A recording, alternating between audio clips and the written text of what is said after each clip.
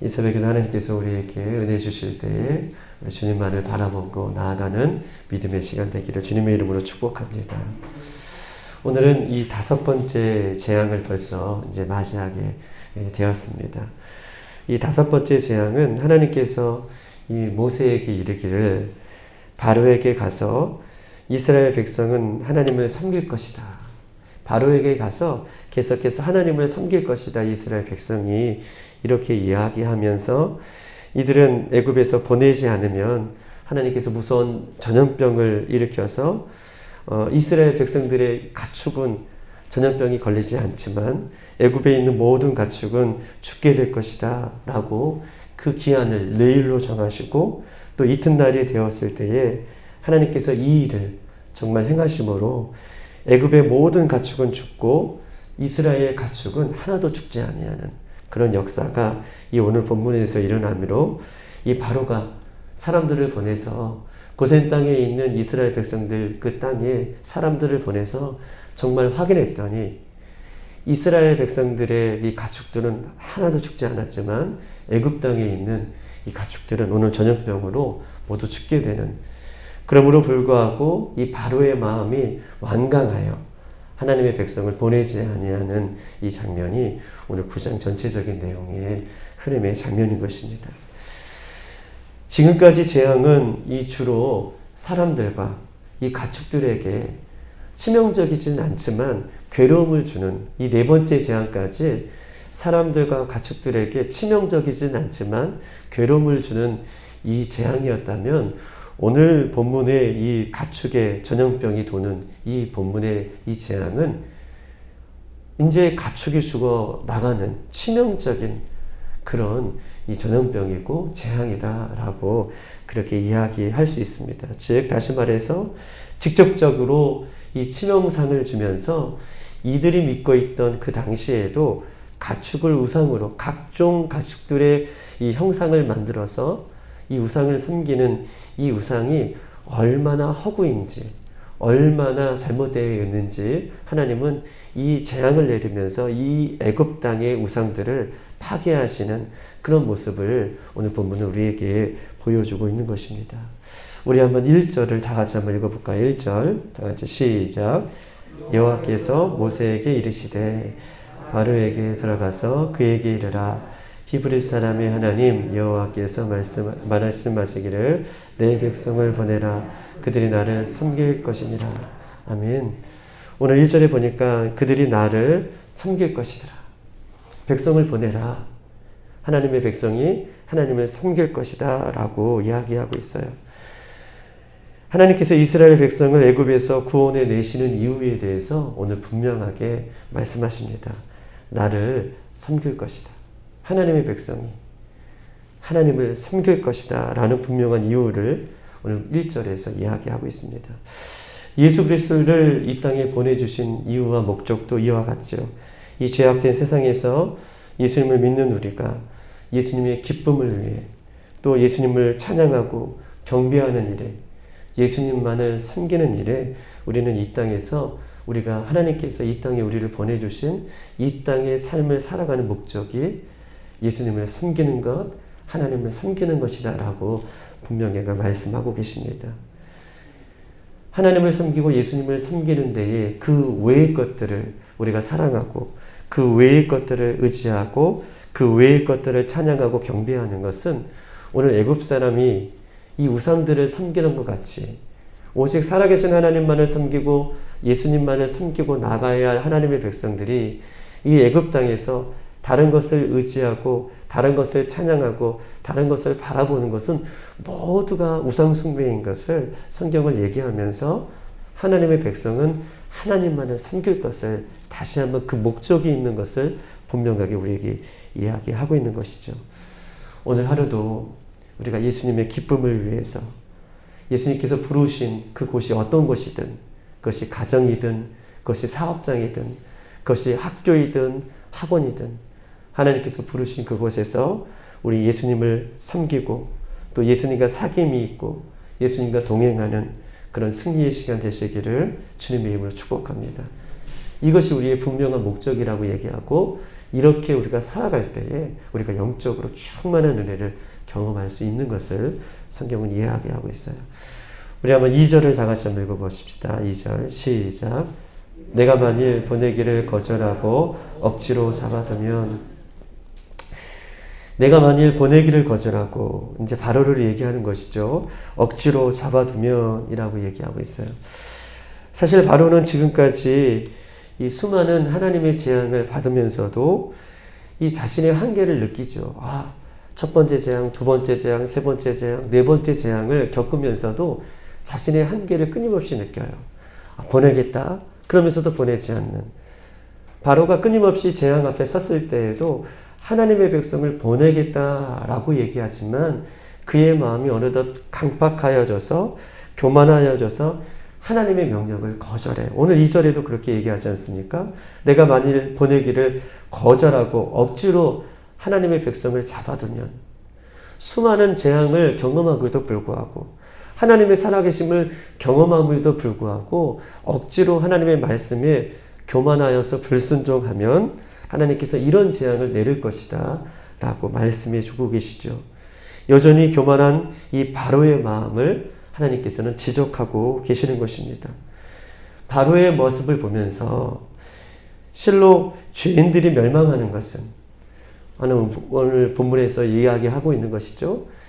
이 실로 죄인들이 멸망하는 것은 다른 것이 아니라 자신이 하나님 앞에 하나님의 말씀이 들려짐에도 불구하고 회개하지 않고 하나님 앞에 돌아오지 않는 죄 때문에 멸망하는 거예요. 바로의 모습을 보세요. 끊임없이 하나님께서 돌아오라고 명령하시고 하나님 말씀에 순종할 것을 이야기하시잖아요.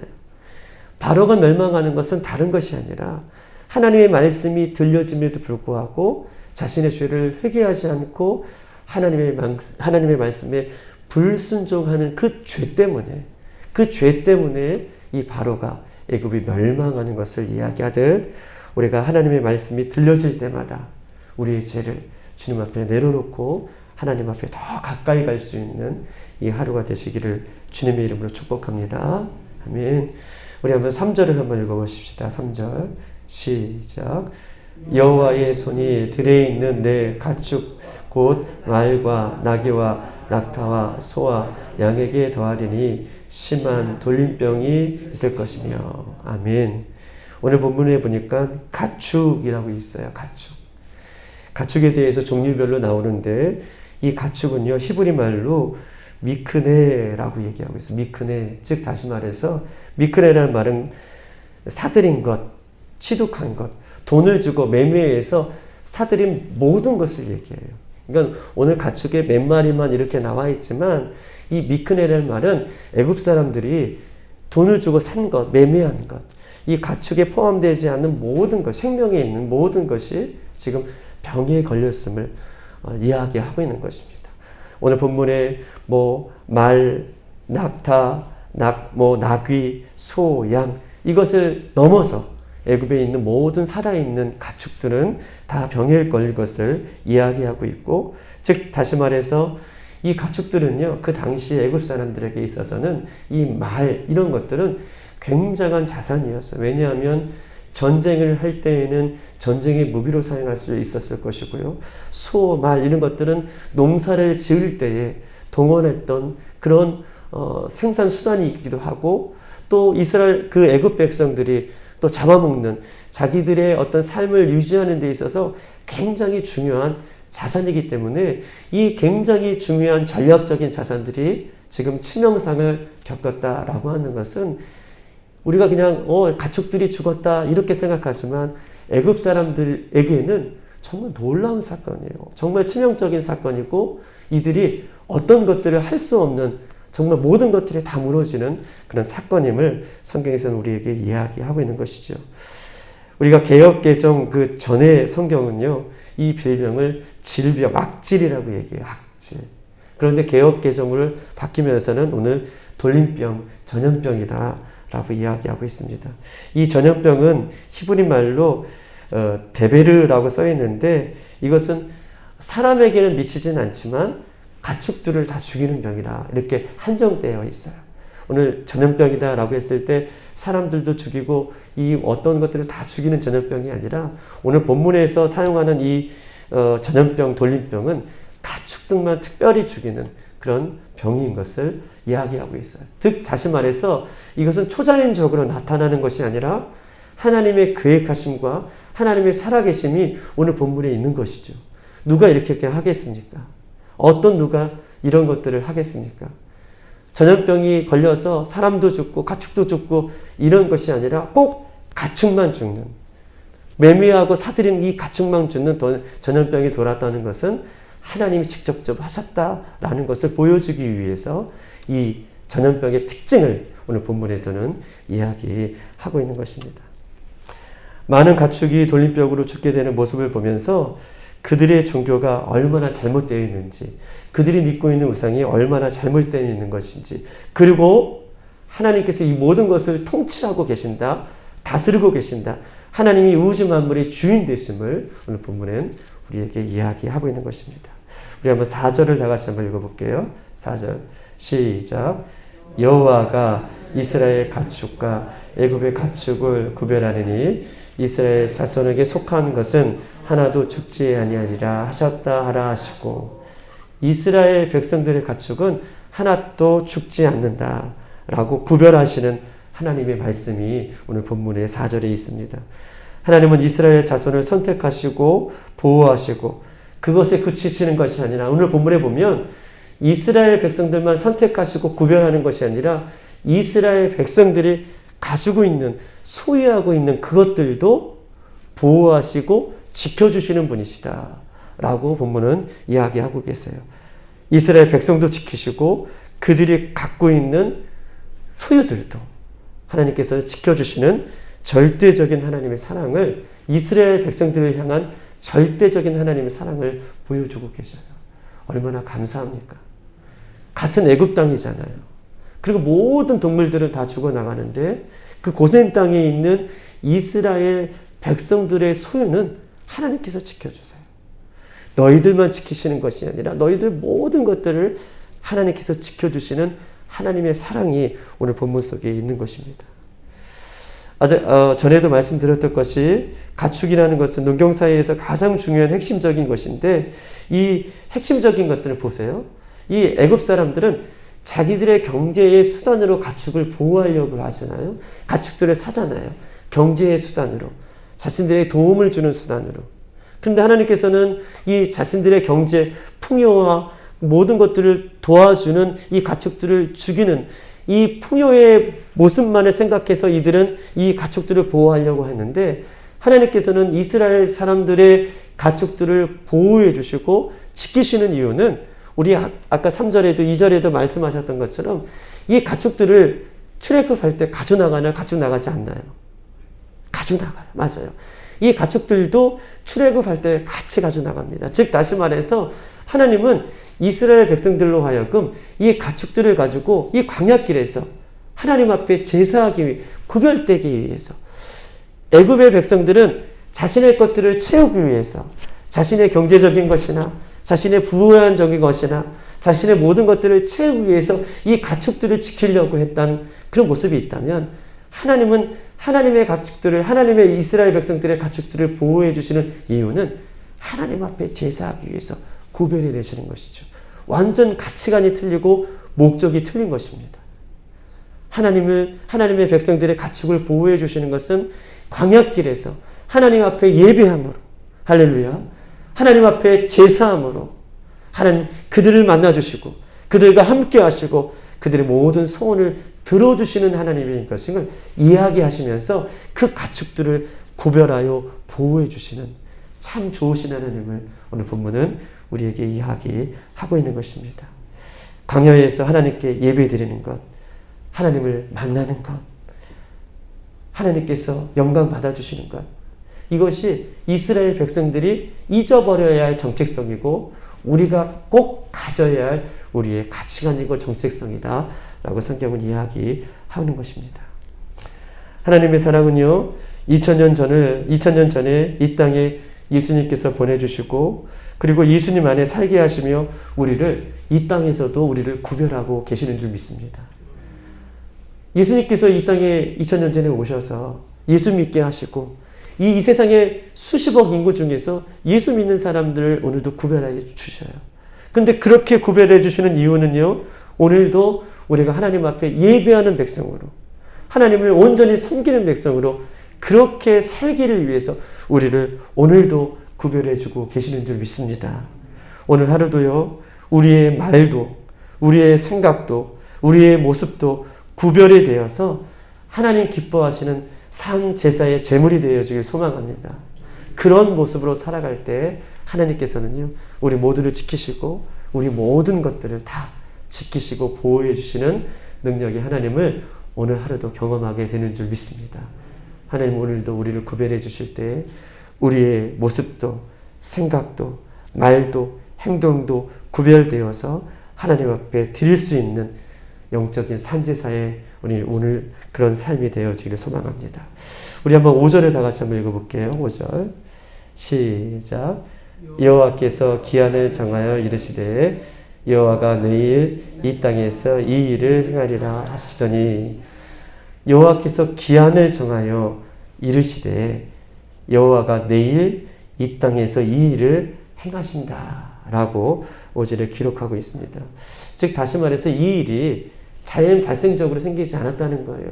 우리 전염병이 내일 시작하면 어떻게 그런 전염병이 어디에 있겠어요?